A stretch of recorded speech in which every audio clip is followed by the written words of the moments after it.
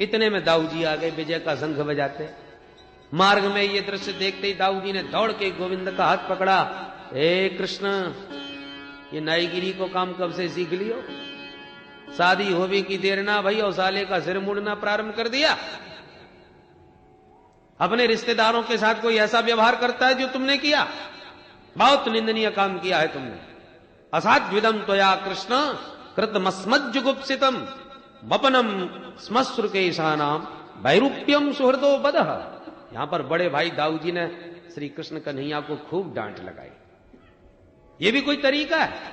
शादी होने को अभी एक दिन नहीं बीता तुमने साले का सिर मुड़ के रख दिया। ऐसा दुर्व्यवहार करने लगोगे रिश्तेदारों से तो कौन रिश्तेदारी बनाएगा तुमसे?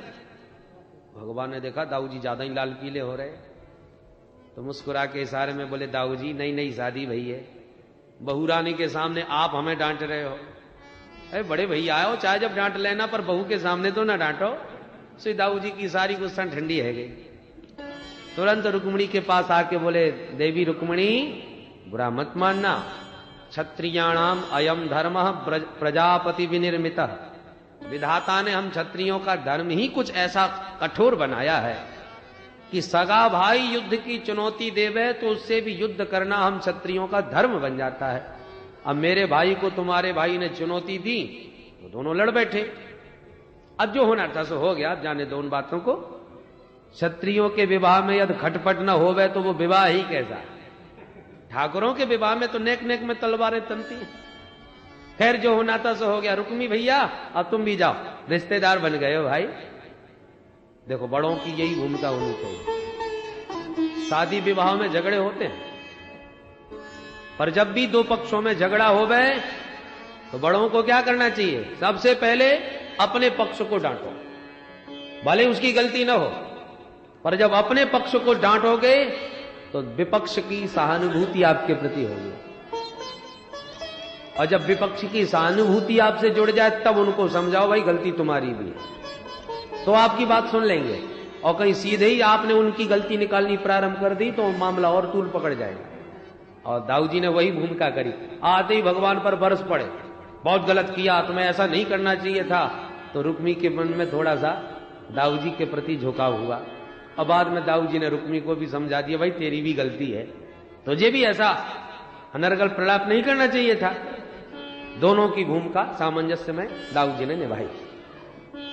रुक्मी को विदा किया और इधर द्वारकाधीश अब धूमधाम से जब घर लौटे बैंड बाजों के साथ, द्वारकावासियों को पता चला हमारे सरकार बहू रानी को साथ में लेके आए हैं। तब तो घर घर में मंडप सजने लगे और मंगल गीत गबने लगे। सबने मिलकर के भगवान के विवाह का मंगल गीत गाया। रुक्मिणी रोम रोम में अंग अंग में श्रृंगारक में गोविंद की छवि का दर्शन करती हुई बड़े भाव के साथ अपने हृदय भवन में गोविंद की झांकी को सजाए बैठे हैं। मैंने मेहंदी लगाई रे कृष्ण नाम की, मैंने मेहंदी लगाई रे कृष्ण नाम की, मैंने बिंदिया सजाई रे कृष्ण नाम की, मैंने बिंदिया सजाई रे कृष्ण नाम की। ओ मैंने मेहंदी रचाई रे कृष्ण नाम की, मैंने मेहंदी रचाई रे कृष्ण नाम की। मेरी चूड़ियों पे कृष्ण, मेरी चुनरी पे कृष्ण, मेरी चूड़ियों पे कृष्ण, मेरी चुनरी पे कृष्ण, मेरी चूड़ियों पे कृष्ण, मेरी चुनरी पे कृष्ण, मेरी चूड़ियों पे कृष्ण, मेरी चुनरी पे कृष्ण। मैंने नथनी सजाई रे कृष्ण नाम की, मैंने नथनी सजाई रे कृष्ण नाम की। ओ मैंने मेहंदी रचाई रे कृष्ण नाम की, मैंने मेहंदी रचाई रे कृष्ण नाम की। मेरे नैनों में गोकुल वृंदावन, मेरे नैनों में गोकुल वृंदावन, मेरे प्राणों में मोह मोहन मन भावन, मेरे प्राणों में मोहन मन भावन। ओ मेरे होठों पे कृष्ण, मेरे हृदय में कृष्ण, ओ मेरे होठों पे कृष्ण, मेरे हृदय में कृष्ण। मेरे होठों पे कृष्ण, मेरे हृदय में कृष्ण, मेरे होठों पे कृष्ण, मेरे हृदय में कृष्ण। मैंने ज्योति जलाई रे कृष्ण नाम की, मैंने ज्योति जगाई रे कृष्ण नाम की। ओ मैंने मेहंदी रचाई रे कृष्ण नाम की, ओ मैंने मेहंदी रचाई रे कृष्ण नाम की। अब छाया है कृष्ण मेरे अंग अंग में, अब छाया है कृष्ण मेरे अंग अंग में। मेरा तन मन रंगा है उसी के रंग में, मेरा तन मन लगा है उसी के रंग में। वो मेरा प्रीतम है कृष्ण, मेरा जीवन है कृष्ण, वो मेरा प्रीतम है कृष्ण, मेरा जीवन है कृष्ण। मेरा प्रीतम है कृष्ण, मेरा जीवन है कृष्ण, वो मेरा प्रीतम है कृष्ण, मेरा जीवन है कृष्ण। मैंने माला बनाई रे कृष्ण नाम की, मैंने माला बनाई रे कृष्ण नाम की। ओ मैंने मेहंदी रचाई रे कृष्ण नाम की, ओ मैंने मेहंदी रचाई रे कृष्ण नाम की। ओ मैंने बिंदिया सजाई रे कृष्ण नाम की, ओ मैंने बिंदिया सजाई रे कृष्ण नाम की। बोल द्वारकाधीश की जय, रुक्मणी रमण भगवान की जय। ये प्रथम विवाह भगवती रुक्मणी जी के साथ भगवान का संपन्न हुआ। रुक्मणी साक्षात भगवती लक्ष्मी हैं और लक्ष्मी केवल नारायण की हैं और नारायण की ही रहेंगी। जो अपने आप को लक्ष्मीपति समझने की चेष्टा करने लगते हैं उन्हें फिर शिशुपाल की तरह रोना पड़ता है, क्योंकि लक्ष्मीपति बनने का प्रयास करोगे तो नारायण तुरंत अपनी लक्ष्मी को हरण करके ले जाएंगे, तो शिशुपाल की तरह ही रोना पड़ेगा। इसलिए लक्ष्मी पुत्र बन सकते हो, लक्ष्मी को पुत्री भी मान सकते हो, और लक्ष्मीपति तो केवल नारायण हैं और वो ही रहेंगे। प्रथम पुत्र हुआ रुक्मणी जी के, जो साक्षात कामदेव के अवतार हैं। कामस्तु वासुदेवांसो दगदा प्राग रुद्रमन्युना देहोपपत्तये भूयस् तमेव प्रत्यपद्यत। भगवान रुद्र ने क्रुद्ध होकर काम को भस्म किया था, और जब रति बहुत रोई तो भोले बाबा ने वचन दिया, जब यदुवंश कृष्ण अवतारा, जब यदुवंश कृष्ण अवतारा, होई है हरणी महामहि भारा, हुई है हरणी महामहि भारा।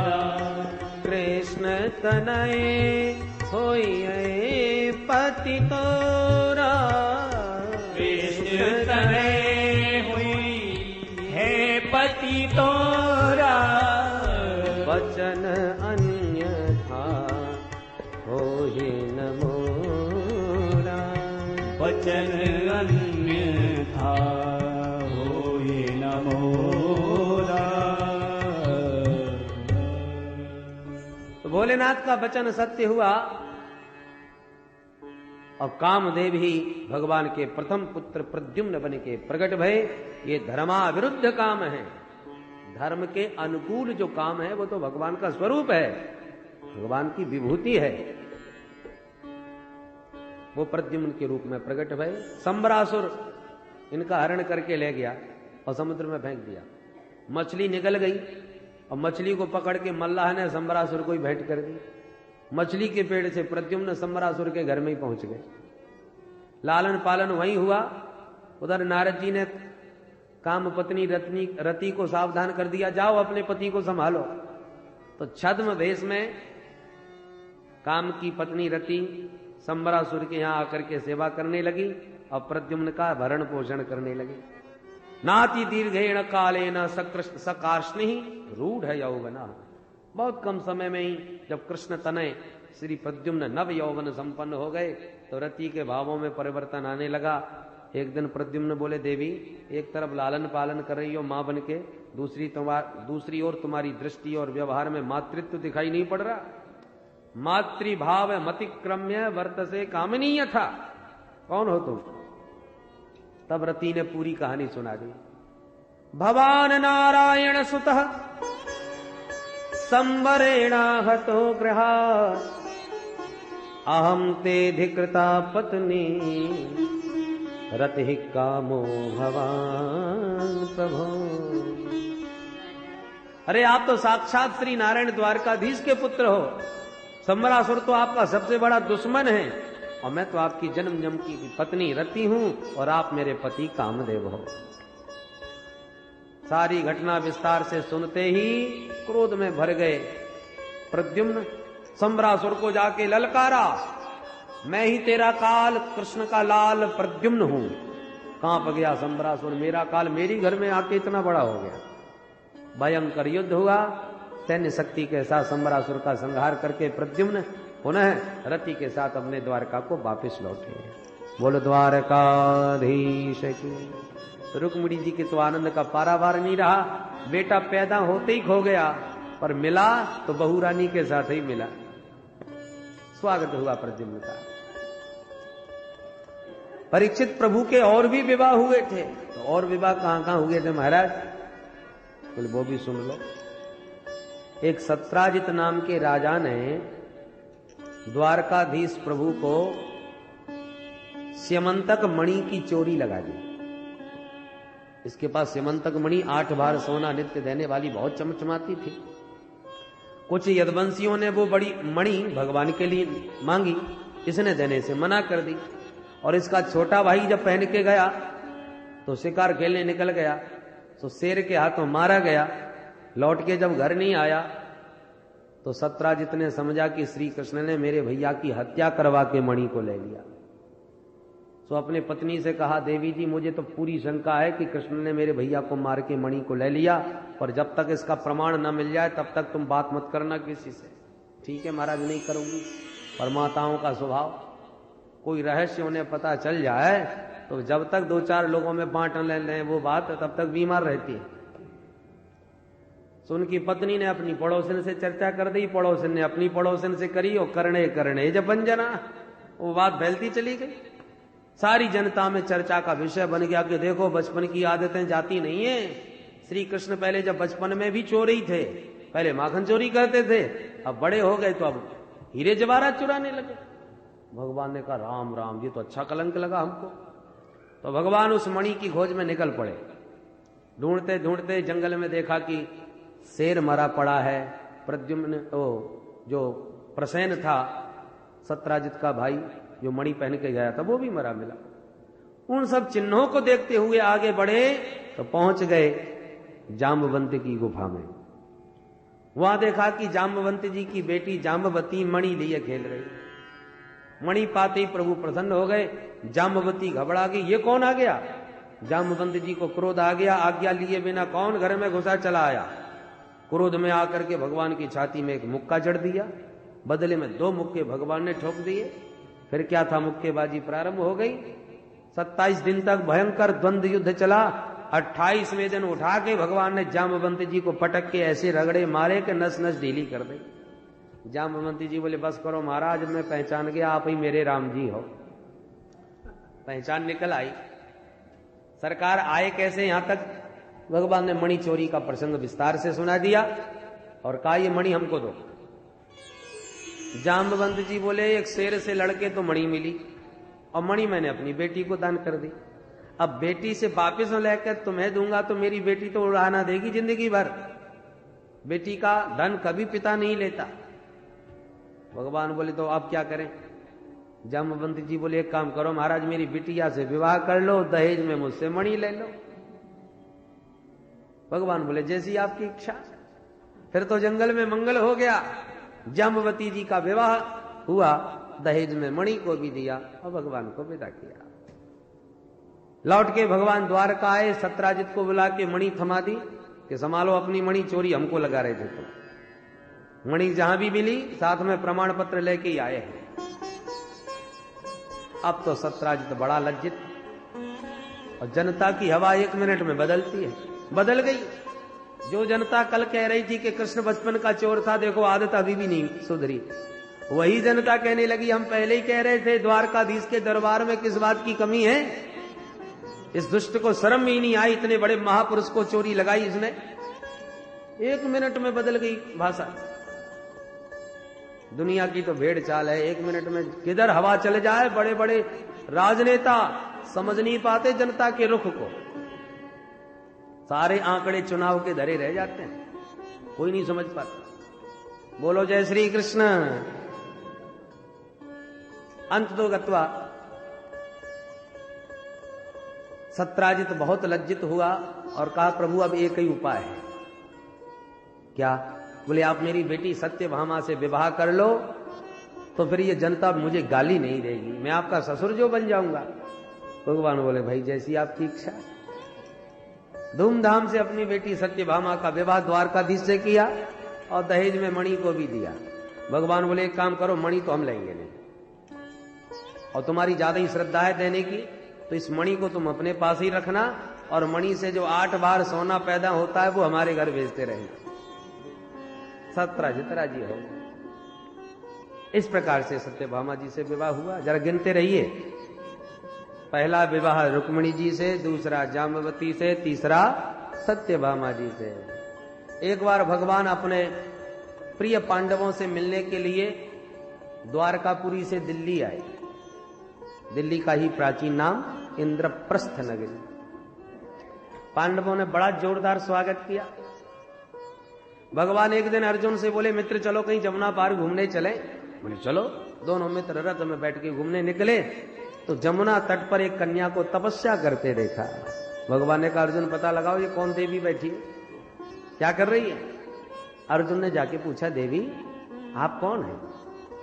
तब उस कन्या ने परिचय दिया, अहम देवस्य सवितुः दुहिता पतिमिच्छति विष्णुं वरेण्यं वरदं तपः परममास्थिता तपः परममास्थिता। महाराज में सविता की दुहिता, नाम मेरा कालिंदी, और श्री द्वारकाधीश को वर रूप में पाने के लिए तप कर रही है। सुनते ही अर्जुन मुस्कुरा के प्रभु के पास आए, सरकार आपकी बृहस्पति बहुत जोरदार चल रही है, ये कन्या आपको पाने के लिए तप कर रही है। भगवान ने कहा तुम कराओ परिचय। कालिंदी का परिचय गोविंद से कराकर अर्जुन ने पाणी ग्रहण करवा दिया। ये हुआ भगवान का चौथा विवाह। एक थे बिंद और अनविंद नाम के 2 भाई, दोनों की बहन का नाम था मित्रविंदा। दोनों भाई राजनीतिक लाभ लेने के लिए अपनी बहन का विवाह जबरदस्ती दुर्योधन से कर रहे, जबकि मित्रविंदा द्वारकाधीश के नाम की माला रट रही थी। स्वयंवर में भगवान जब द्वारकाधीश दिखाई पड़े तो मित्रविंदा ने वरमाला द्वारकाधीश के कंठ में डाल दी। भगवान ने पाणी ग्रहण कर लिया। भाइयों ने विरोध किया तो भगवान हरण करके घर ले आए और घर में आके सानंद विवाह संपन्न कर लिया। ये हुआ भगवान का 5वां विवाह। एक थे महाराज नग्नजित कौशल नरेश, इनकी बेटी का नाम था सत्या देवी। राजा ने प्रतिज्ञा करी मेरे 7 बैल हैं और जो वीर एक रस्सी में 7 को नाथेगा उसी से बेटी ब्याहूंगा। बड़े बड़े राजकुमार वीर पहुंचे और बैलों ने सबको मार मार के खंडित कर दिया। द्वारकाधीश ने 7 रूप बनाए, 7 बैलों को एक रस्सी में नाथ दिया। सत्या ने धूमधाम से आकर के माला भगवान को पहनाई। अन्य राजाओं ने विरोध किया तो अर्जुन ने सब राजाओं को मार भगाया। ये हुआ भगवान का छठा विवाह। एक थी भगवती स्तुति कीर्ति, जो भगवान के प्रति बड़ा ही वात्सल्य भाव रखती थी, इसलिए उनको अपने निकटतम लाने के लिए इन्होंने अपनी बेटी भद्रा नाम की कन्या का विवाह द्वारकाधीश के साथ संपन्न किया। और एक बार भगवान ने स्वयंवर में चक्र में घूमती हुई मछली का लक्ष्य भेदन करके लक्ष्मणा नाम की कन्या के साथ विवाह संपन्न किया। परीक्षित यों विवाह भगवान के 8 तो भय अलग अलग, पर 16,100 विवाह हो गए एक ही मुहूर्त में। इतने विवाह कैसे हो गए महाराज? सुखदेव जी कहते हैं सुनो। एक भौमासुर नाम का दानव था, वैसे इसका नाम नरकासुर था, पर भूमि पुत्र होने के नाते भौमासुर कहलाए। ये जिस राजा को पराजित करता युद्ध में, उसके यहां जितनी राजकुमारियां होती सबको लाके जेल में पटक देता। और इस प्रकार राजकुमारियों का हरण करते करते संख्या 16,100 तक पहुंच गई। भगवान को जब पता चला तो सभार्यो गरुड़ारूढ़ प्राग्ज्योतिषपुरम ययौ। सत्यभामा को साथ में लेकर गरुड़ पर बैठकर के भगवान पहुंच गए प्राग्ज्योतिषपुर, इसके नगर में प्रवेश किया तो 5 मुख वाला मुर नाम का दैत्य भगवान पर झपट पड़ा। भगवान ने उसका 5 सिर काट के वध किया। तब से भगवान का नाम मुरारी हो गया। बोल मुरारी भगवान की। मुर दैत्य का वध कर दिया। उसके बाद भौमासुर से बड़ा भयंकर समर हुआ। सैन्य शक्ति के साथ भौमासुर का भी भगवान ने संहार कर दिया। भूदेवी ने प्रकट होकर सुंदर स्तुति करी और बंदी गृह में जाकर के भगवान ने राजकन्याओं को बंधन मुक्त किया। राजकुमारियां प्रसन्न होकर प्रभु को प्रणाम करके बोली, सरकार आपने इस जेल की 4 दीवारी से तो मुक्त कर दिया, पर अब जाएं कहां? घर में तो हम मुंह दिखाने लायक रही नहीं, और राजकुमार कोई हमसे विवाह करने को राजी होने वाला नहीं, तो मृत्यु के अतिरिक्त हमें तो कोई मार्ग सूझता नहीं। भगवान बोले, घबराओ मत, जिसके जीवन के सारे रास्ते बंद हो जाते हैं उसके लिए मेरे घर का दरवाजा खुला रहता है। तब तो समस्त राजकुमारियां भगवान के चरणों में समर्पित हो गई। प्रभु आपने नव जीवन दिया, ये जीवन आपके चरणों में ही समर्पित है। भगवान ने तथास्तु कह करके समस्त राजकुमारियों को एक ही मुहूर्त में विवाह करके स्वीकार किया।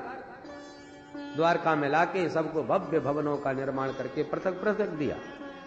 इस प्रकार परीक्षित भगवान के 16,108 विवाह हुए। कालांतर में प्रत्येक रानी से 10-10 बेटा और 1-1 बिटिया का जन्म हुआ। 16,108 गुणित 10 कितने हो गए? 1,61,080। इतने भगवान के बेटा भाई। परीक्षित बोले, सरकार इतने बड़े परिवार में भगवान कैसे रहते थे? जरा उनकी गृहस्थ लीला पर भी तो थोड़ा प्रकाश डालिए। सुखदेव जी कहते, सुनो। एक बार द्वारकाधीश ने सोचा, इतनी रानियां हैं, कभी कोई रूठ जाती हैं, कभी कोई कोप भवन में बैठ जाती है, और प्राय हम सबको खूब मना लेते हैं, और हमको रूठियों को मनाने में भी बड़ा आनंद आता है, पर आज तक हमारी रुक्मिणी हमसे कभी नहीं रूठी। चलो आज रुक्मिणी को थोड़ा नाराज करके देखते हैं, इनको क्रोध आता है कि नहीं, और क्रोध आएगा तो कैसी लगेंगी। आज भगवान रुक्मिणी के कक्ष में गंभीर मुद्रा में आके बैठ गए। रुक्मिणी ने पहली बार प्रभु के मुख पर यह गंभीरता देखी तो बेचारी पंखा लेके हवा करने लगी। धीरे से बोली, क्या बात है महाराज, कैसे गुमसुम बैठे हो आज? भगवान एकदम चौंक करके रुक्मिणी का मुंह देख करके बोले, रुक्मिणी एक बात बताओ, तुमने हमसे विवाह क्यों किया? ये प्रश्न सुनते ही बच्चे खुचे होश भी उड़ गए। हे भगवान, मेरे से न जाने क्या गलती हो गई, ये कैसी बात कर रहे हैं? शादी हुई, सालों बीत गए, 10 पुत्रों के पिताजी भी बन गए, और आज हमसे पूछ रहे हैं तुमने हमसे विवाह क्यों किया? ये भी भला कोई प्रश्न है? रुक्मिणी मौन, कुछ नहीं बोली, और भगवान तिरछी निगाह से देख रहे हैं, देखे गुस्सा आ रही है कि नहीं, पर कहीं कोई कोप का चिन्ह नहीं।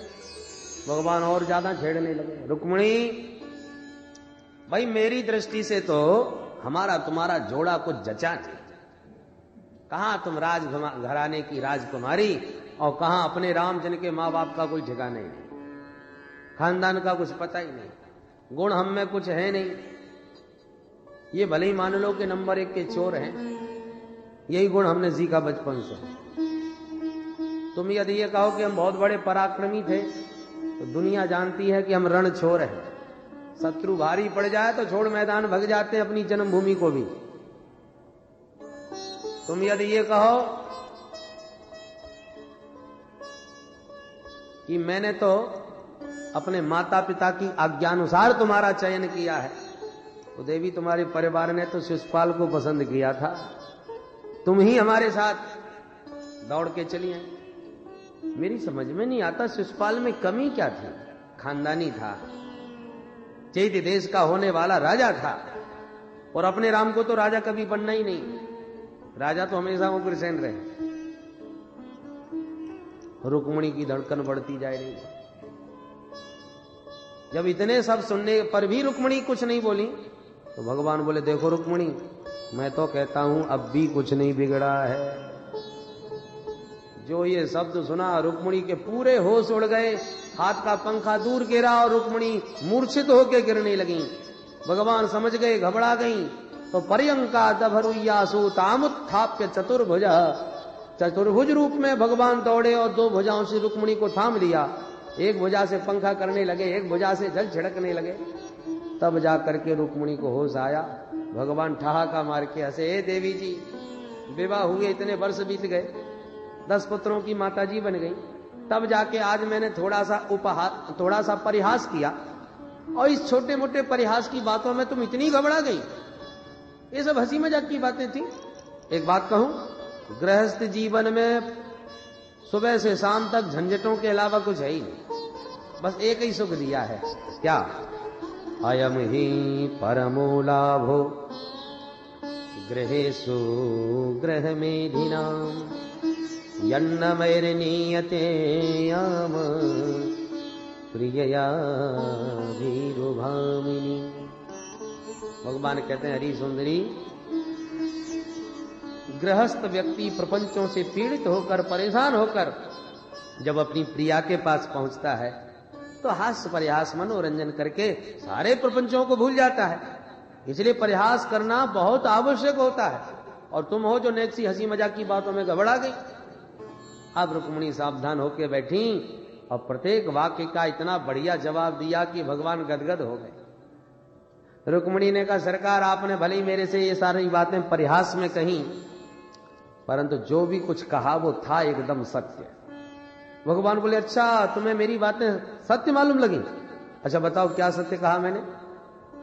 रुक्मिणी बोली, सुनो सरकार, आप क्या कह रहे थे, मेरे अंदर कुछ भी गुण नहीं है, तुमने कैसे पसंद किया?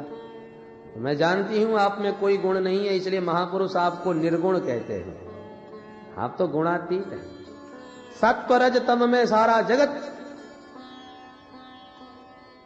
बना हुआ है, त्रिगुणात्मक जगत है, पर आप तो त्रिगुणातीत, तीनों गुणों से परे साक्षात नारायण हो।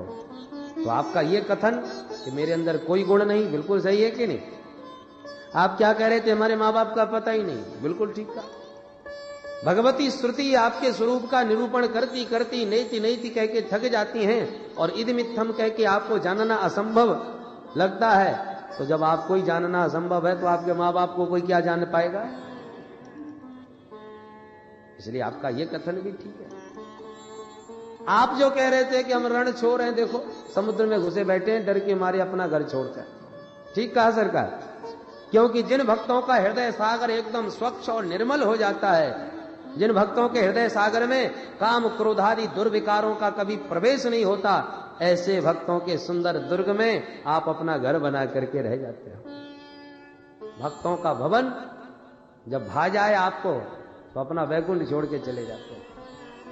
हरिरपिन जलोकम सर्वथा तो विहाय प्रविशति हृदय तेषां भक्ति सूत्रोपनद्ध। इसलिए गोस्वामी जी हनुमान चालीसा में क्या कहते हैं, अंत में राम जी को हृदय में लाने की बात नहीं करते, हनुमान जी को। हनुमान जी को हृदय में बैठा रहे हैं। क्यों बैठा रहे हैं? बोले हनुमान जी यदि हृदय में बैठ गए तो हनुमान जी के हृदय में बैठे हुए सीताराम जी अपने आप हृदय में आ जाएंगे।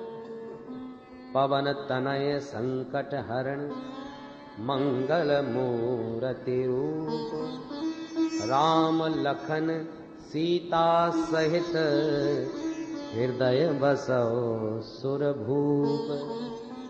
अरे हनुमान जी हृदय में बैठ गए तो श्री सीताराम जी महाराज लखनलाल जी के साथ पूरा दरबार आपके हृदय में अपने आप ही आएगा।